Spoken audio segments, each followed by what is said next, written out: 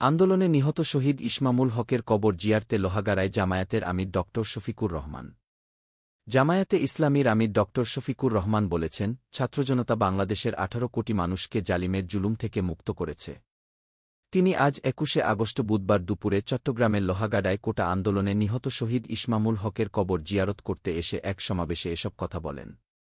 শফিকুর রহমান বলেন, এই আন্দোলনে যারা জীবন দিয়েছেন তাদেরকে মহান আল্লাহ শহীদ হিসেবে কবুল করুন।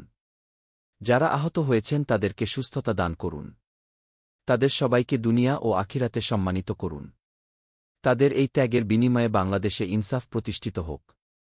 ইনসাফের ভিত্তিতে সমাজরাষ্ট্র পরিচালিত হোক। জামায়াত অধ্যুষিত সংসদীয় আসন হিসেবে পরিচিত লোহাগাড়ায় জামায়াতের আমিরের আগমনের খবর ছড়িয়ে পড়লে হাজার হাজার জনতা তাকে বরণ করে নিতে রাস্তায় নেমে আসে।